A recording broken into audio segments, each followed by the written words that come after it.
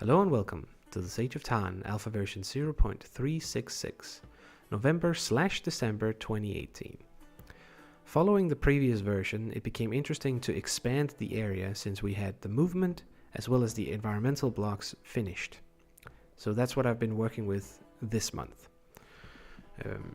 As you can see, we are in a new section of the same mine that I have built.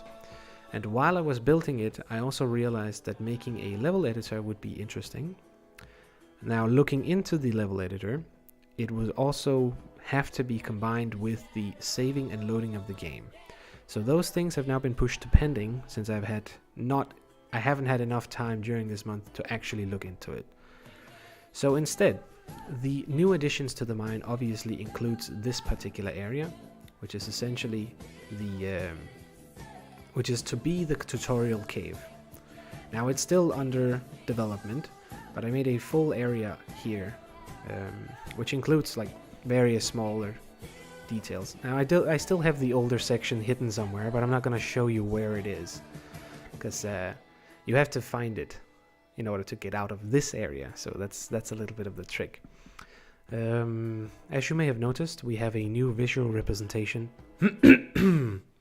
of both the environment that we're standing on as well as the background. Now this is a happy little accident essentially, because I accidentally deleted the previous versions of these two tile sets Monday, which was very annoying, but those old tile sets had outlines on these like around these sections here in the visual aspect of it. And since I made the next versions here without it, I kind of like these versions more because they give a more natural feel to it or something. They look better, I feel. So this may or may not be a art style choice for the game from here on out. Essentially having no outlines at all, if I can do it. The character design, as you can see here, is also a little bit inspired from it. We now have his basic joints and they're just shown. This is not the final look by any means.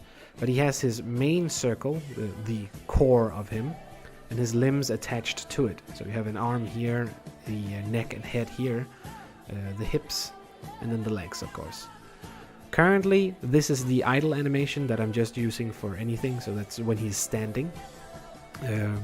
But I've just put it on all of them so we can see that his legs nicely follow the ground if he moves.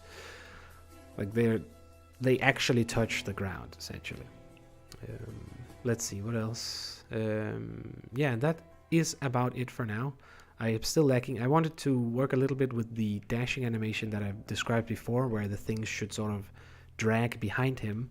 But that's still underway, and I'm not sure necessarily if I'm going to do it, because the math for it needs a little bit of rework in order to work with the multiple FPS ranges that I currently have.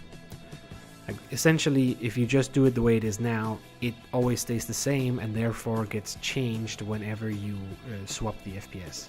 And I'd like to make it because it's a nice system, but I'm not sure if it mathematically can be done. So I still have to look into it.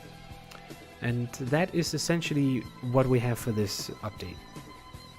Now, of course, this area is a little bit bigger than, you know.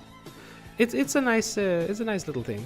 I did discover one tiny bug, that when you are on this particular corner in this particular setup, you can sometimes dash through here and get the legs to go down here while the torso remains up here. So that's a little bit of a weird thing. I'm pretty sure I know what it is, and it should be adjustable, or at the very least it can be avoided by clever level design. So it's not really that big of an issue, but I'm gonna look a little more into it. And that is about it for this time, so thank you for watching, and have a nice Christmas if you celebrate those sort of things.